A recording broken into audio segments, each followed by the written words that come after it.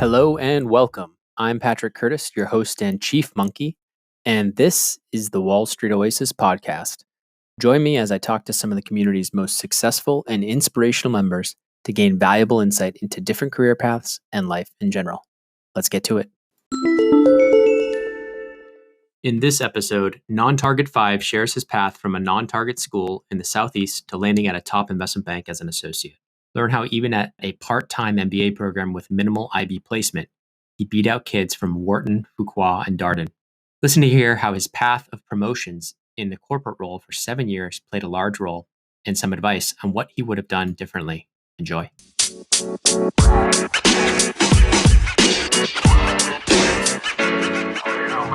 Okay, Non-Target 5, thanks so much for joining the Wall Street Oasis podcast. Thanks for having me. Glad to be here. I miss it because I haven't done one of these in a while, and getting back to it now. So thank you for taking the time to chat with me. Absolutely. So it'd be great if you could just give the listeners a short summary of your bio just to get started.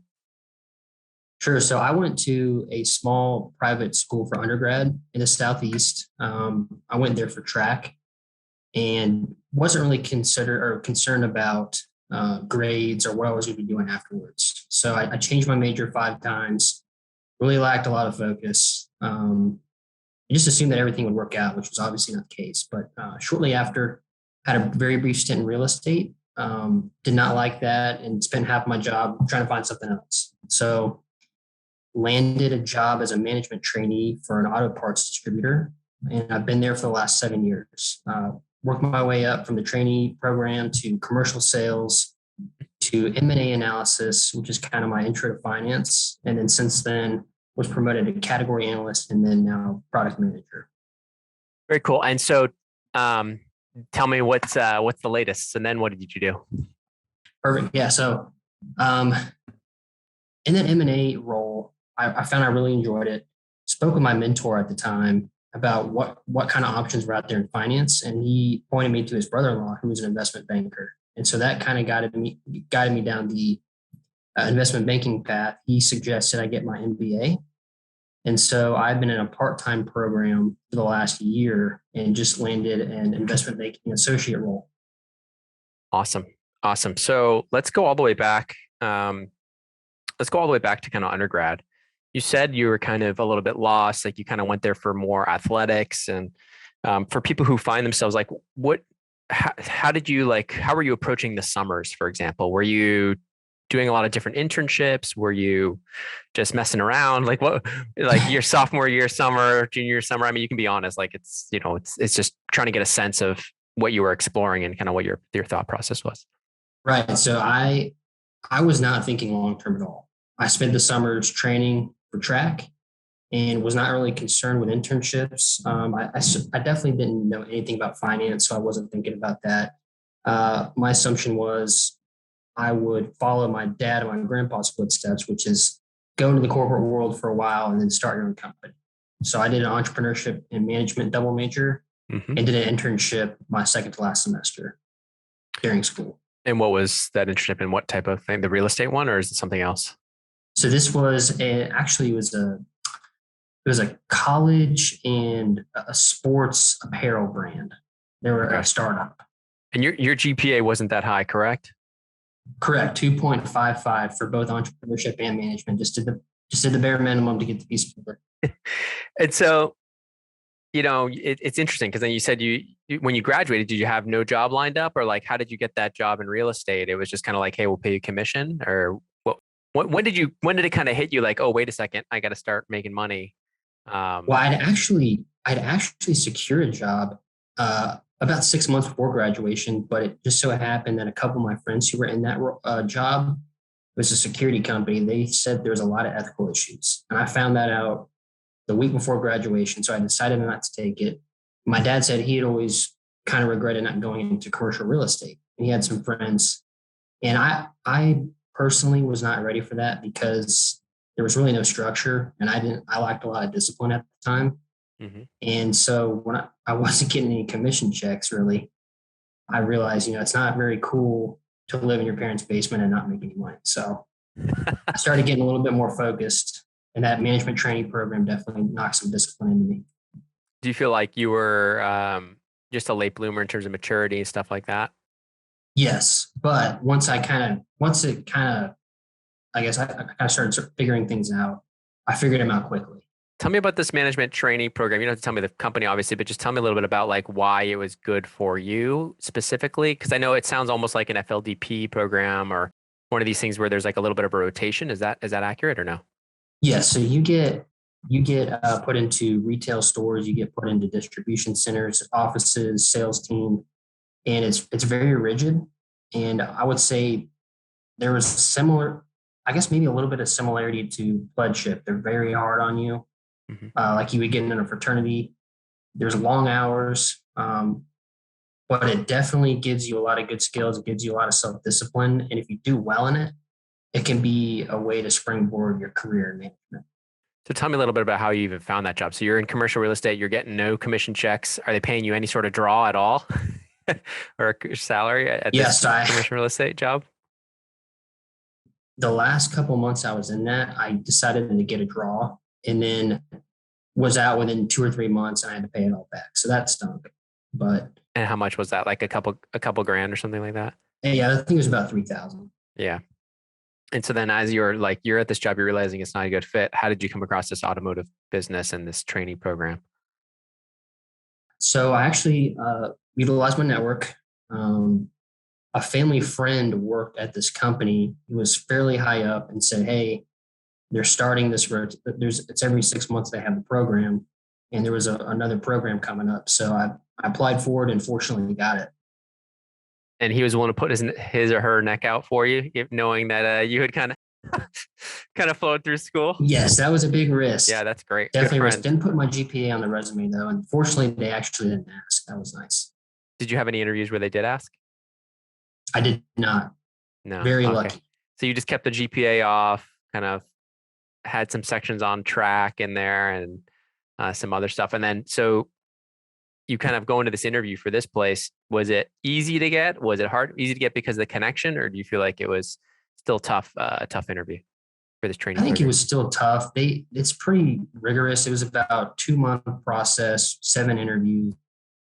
They send you to almost like a psych evaluation kind of place where they kind of figure out if you are management material or future leader material.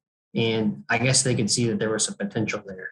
And what were types of stuff were they putting you through? Like what types of questions and stuff like that? Because it's different. I don't usually hear that. So it's cool to hear a different type of interview. It is more like how do you solve problems? How do you think about things? Are you more creative, or do you work more well within a system? I guess management philosophies, which is kind of hard for someone coming out of undergrad, but they definitely focus on those kind of things. And where did you lie? Where did you fit? Were you a creative person, or do you like systems? So it's funny. They said I was one of the least creative people they'd ever come across, but I did work well within systems, and they said I was highly resilient. But other than that, they don't share any other information with you. It's kind of weird. Have you been told you're very left brain dominant then? Like yes, very analytical? Yes. Yeah, definitely more analytical. Yeah, very cool. So, okay. So you're kind of going through this, you pass all the tests, they give you an offer. What's the pay like? You know, you're in a small region here, small city, regional city. I assume it's pretty low for a trainee program, but pretty low, 45,000 all in. 45,000 all in. Love it. So you're kind of like, hey, this is better than the basement, right? Do you decide to stay living with your parents, or did you move out at that point? So as soon as I got that first check, I moved out. And this is kind of a funny story. Mm-hmm. When they told me what I was going to get paid in the final interview, I started smiling because I was so happy. And the guy stopped the interview and said, "Just a quick tip, don't ever smile when someone tells you how much you're going to get paid." That's great advice to everyone. I was so happy to get. You probably would have taken it if he had told you 25,000, right? I probably would have taken it, honestly. But I would have had to find a roommate. I couldn't afford rent on my own. Did you end up going with a roommate, or you got your own place? I ended up getting my own place at that level. That's the great thing about low cost of living area. Okay. So you got a $45,000 salary. You're, whatever, a year out of school or a little less than a year out of school. You did the commercial real estate thing. It didn't work out. You start here. suddenly, well, tell me a little bit. What's the percentage of people who get that job? Is it like 20% of the 1 out of 5 applicants get in? Yes, it's pretty small actually. My class was actually the biggest ever at the time. It was 15 in the whole country. And Okay. it's about almost a $20 billion company. So it's a big company. Okay. And so you're getting in here, they're ready to work you. What's the first things they do? You get there the first day. What, are they training you at all? Like, is there like some sort of groundwork for the first month, or are they just throwing you to the wolves? They throw you to the wolves. I had a 6 month rotation in the stores, and then 6 months in a distribution center and offices, and then 6 months with the sales team. So it's like a 2 year thing. Yeah, it was about a year and a half, a little over that. A year and a half. So 6 months, 6 months. Okay. So retail. So you're like stocking shelves. You're just like working, you're doing like tough work. Deliveries, Yeah. working the counter, stocking parts, all that kind of stuff. Yep. And then the next 6 months, what's the second one? You're working in the distribution center, so it's more stocking and pulling and loading trucks, but also there's work with offices And that are so tell me, connected like, to. how much was it physical labor versus the working with offices and like, communication? I would say it was probably 75% physical labor, Wow. 25% working in the offices. And so you're at any point during this kind of rotation, are you thinking to myself, like, I can't do this long term? Or are you thinking, hey, this is great? I would just tell myself it's just short term. I don't have to do this forever. Hmm. And trying to keep in mind that people are watching me at all times. So always trying to do a good job. And they would test me at times and put me on really difficult, uh, physically demanding assignments at times. But It's like hazing a little bit. it really was. Yeah. Tell me about the most physical demanding thing they made you do. Um, there was one week where they had a records room and it had not been cleaned out in over 20 years. And I'm not exaggerating. They had records in there. You're only supposed to keep the records for 5 years. There were records from the 70s. And so my assignment was to clean it all up, organize it, and come up with a system to where that would never happen again.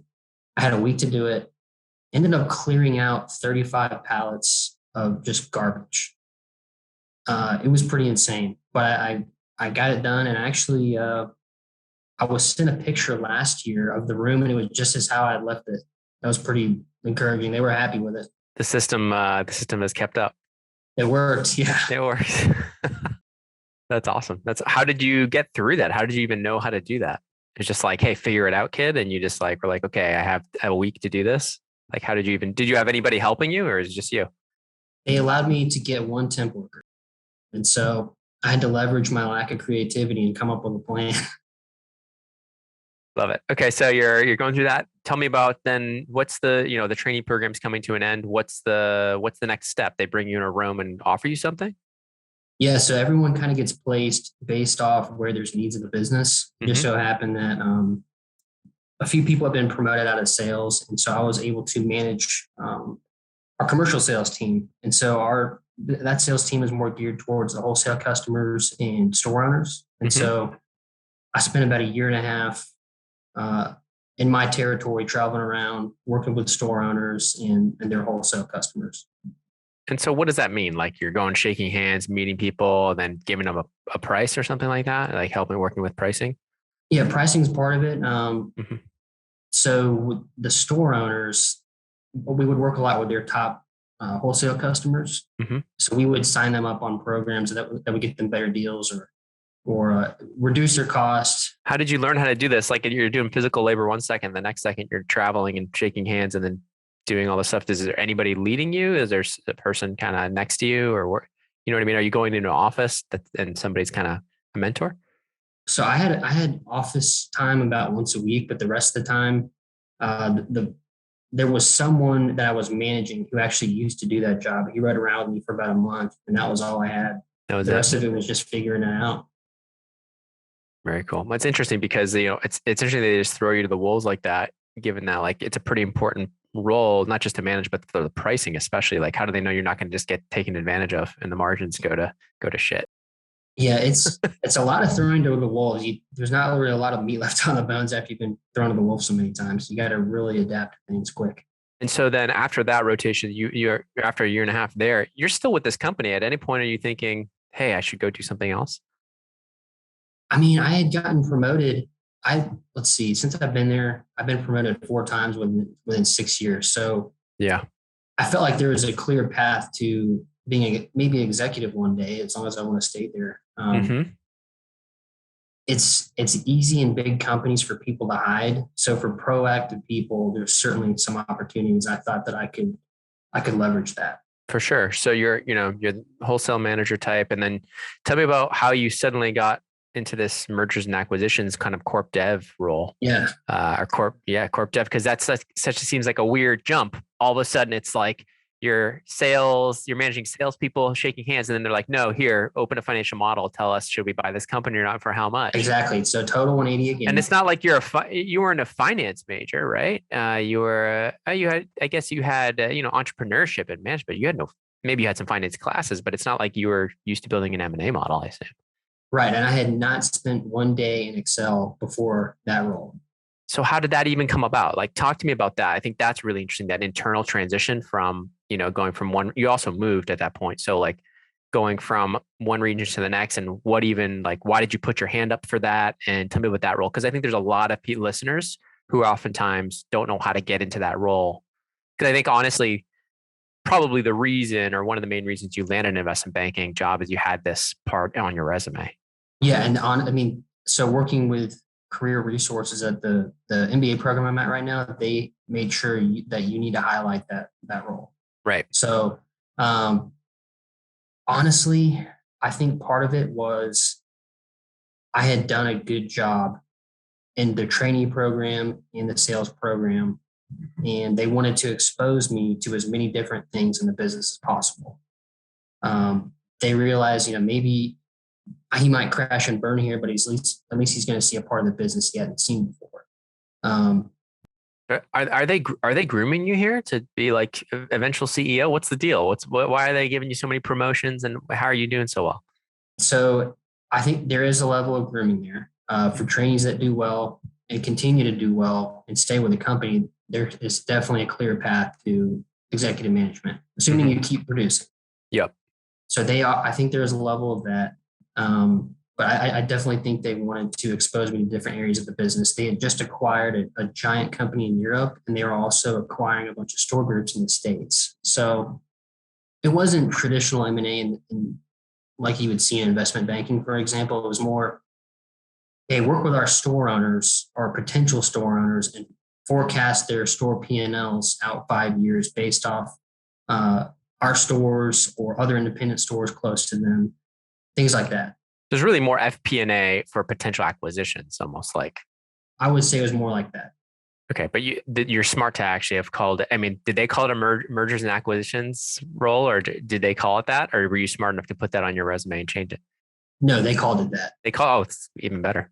You didn't have to fudge it on your resume. Right.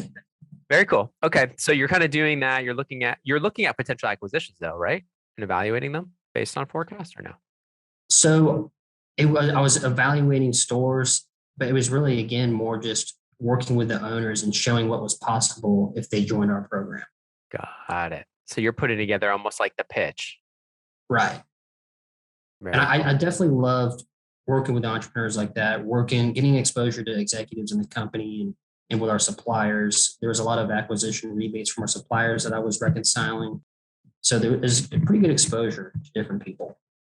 That's great. So then, what's interesting about that is at that point, I would have assumed, hey, you're going to go to business school and you're going to go now try to get investment banking. Yet you were there for another over 3 years Yes. doing other stuff. So tell me a little bit about, why were you only in that mergers and acquisitions role for 7 months? Why did you move so quickly to something else?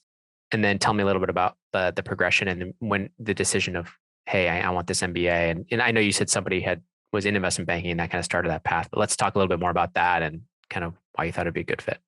Yeah. So the reason why it was such a quick stint in that position, they had already started the giant acquisition before I got there. And so I was just kind of helping as things died down with that. Mm-hmm. But also, they ended up I was technically in the product department in that role. They ended up moving all of that work strictly into the finance department. So I stayed in product, but then I moved into a category analyst position. And that is when I started investigating more finance related roles because I really enjoyed that. And but yeah, I stayed on as category analyst while after I'd spoken with my mentor's brother-in-law, who was an investment banker, decided, maybe an MBA is the right thing to do. I didn't do it the first year that he told me about it. I kept because I was getting promotions. Didn't think it was totally necessary yet. But At this point, can we talk about pay and each step? So it was 45 on trainee, then as a wholesale manager, I assume that was a big jump, but tell me what was that? 65, 75? 55.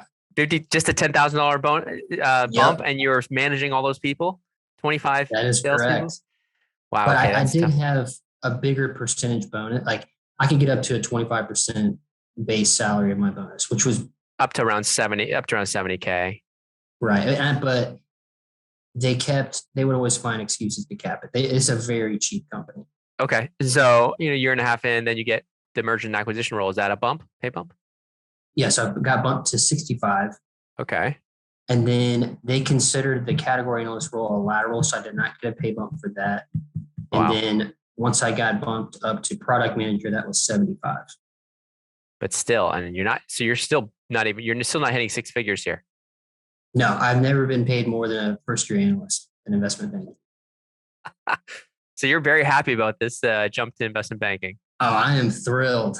I've got a different perspective than most Can you people. tell me what you have a different perspective. Can you tell me what your offer is? I assume it's 125 or even better for base salary. It's a little higher than that, Yeah. with a good sign-on bonus, and then end of year bonus is kind of up in the air. I think they've been healthy for the last year or so, so I'm hoping for at least six figures after the first full year.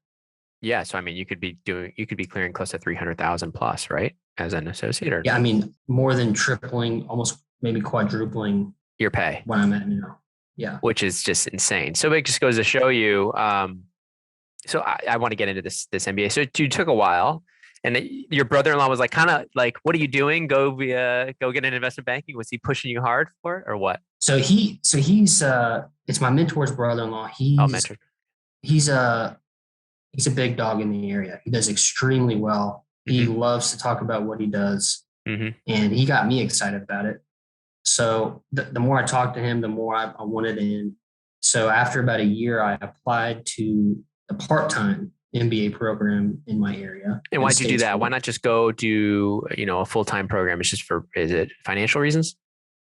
That's a small part of it, but he was brutally honest. He said, "I think you can definitely break in, but it's not guaranteed. And if you're getting groomed for this product manager position, you might want to check out a part-time program because there's going to be a lot of on-the-job learning in that product manager job." And so I didn't want to miss out on the learning there. It's definitely a great job in our company. It can lead to further things, but I think on-the-job learning, the location of where the program is and the flexibility of it, knowing what I know now, I might consider the full-time more just because when you're working, you don't get to do those summer internships. You miss out on that. You don't get the summer internships. I'd say you don't get the full-on dedication of like prepping for interviews. I think it puts you at a huge disadvantage in the part-time program. I mean, my guess is, it's a good school, but it's not like a top target for investment banks. Maybe Correct. a little, maybe in the Southeast, it's not bad, but you're talking a handful of banks. You're not talking 30, 40 banks. Right. Yeah. Maybe just a handful of banks will recruit at this particular school in this area, and that's about it. That being said, given your trajectory, your pay, you were getting promoted a lot, but you might have had a tough time with your undergrad GPA and all that stuff to get into a top school. Yeah, that is true. How was your GMAT? So I'm glad you asked. Yeah. I actually didn't take it. I wrote a letter to the admissions director and explained why I was ready for the program. I had a good story about my GPA. Look at my resume. I'm on track to do some great things at this company.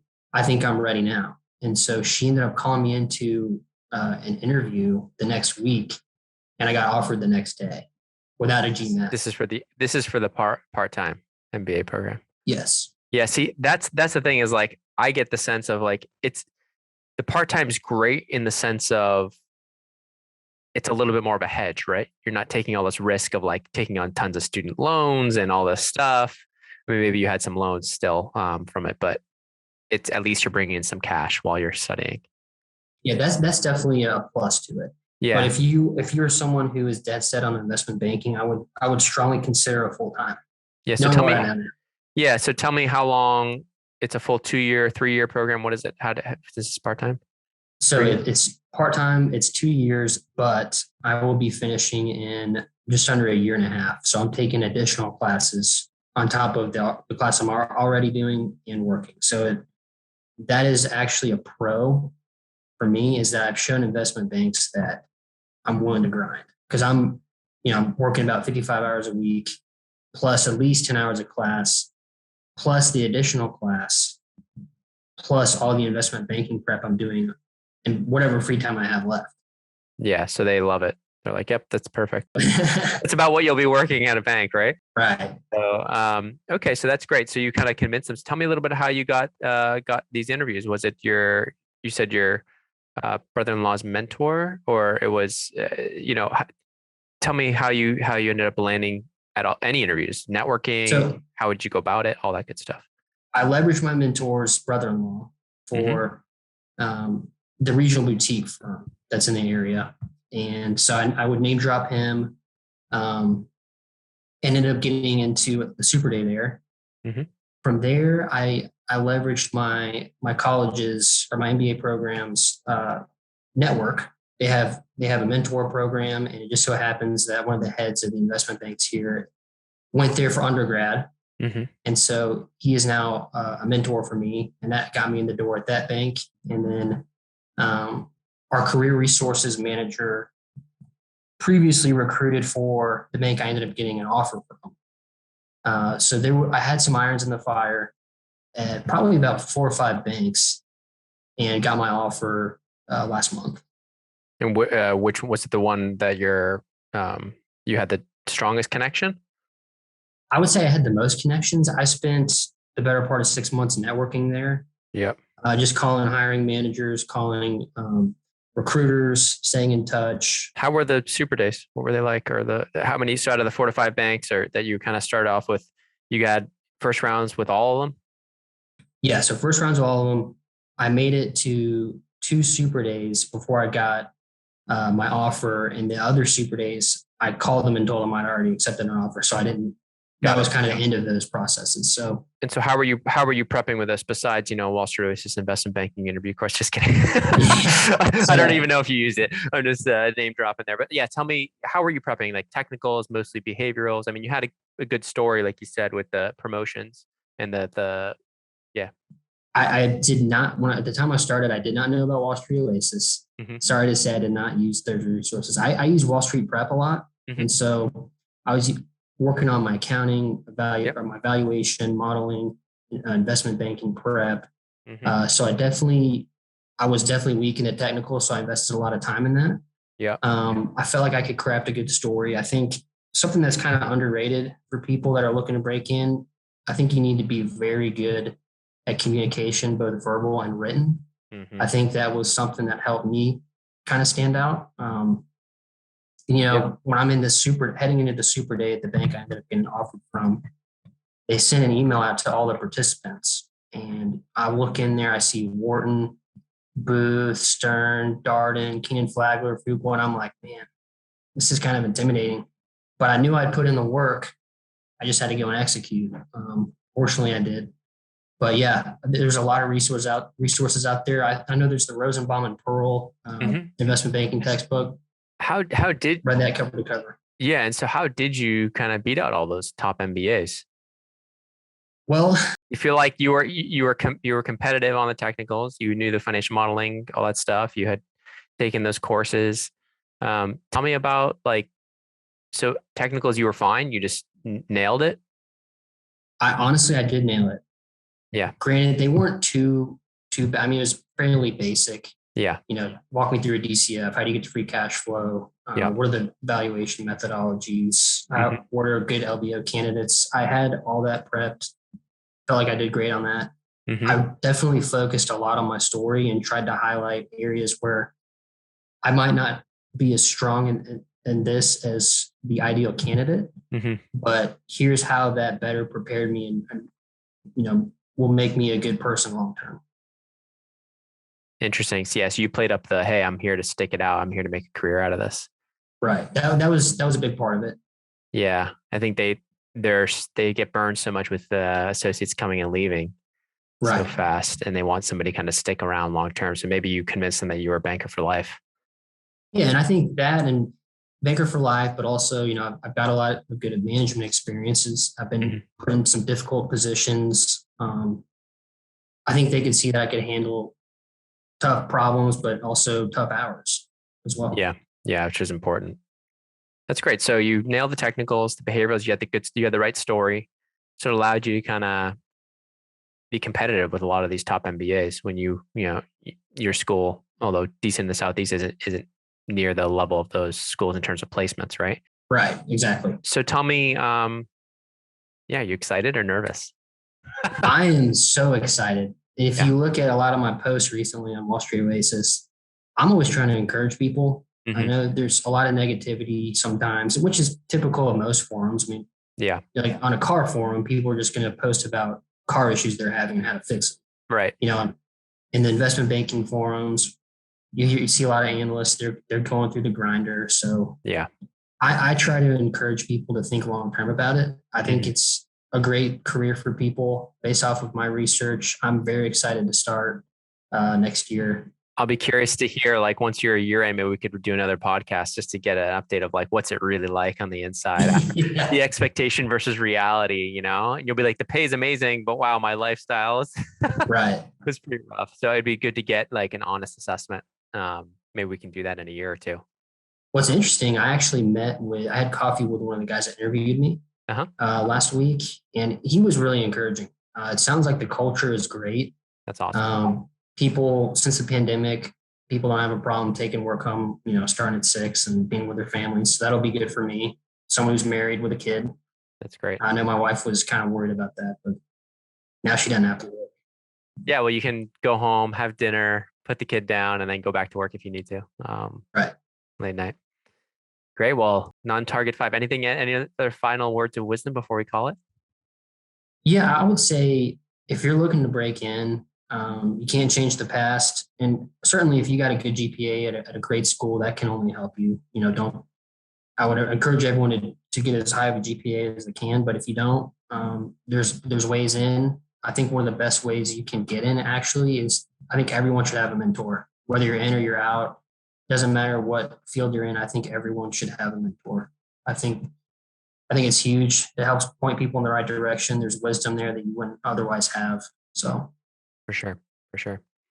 Yeah. For those that don't know that are listening, I think we talked about it, but we have over 900 mentors now in our the Wall Street Mentor service. So if you are looking to chat with somebody, you can find basically anyone with any sort of background from any region in the world. There, from investment banking, private equity, corporate finance, corp dev, venture capital, you name it.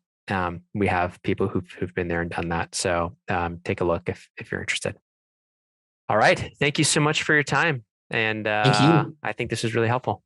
I appreciate it. Thank you for having me. All right. And thanks to you, my listeners at Wall Street Oasis. If you have any suggestions whatsoever, please don't hesitate to send them my way, patrick@wallstreetoasis.com.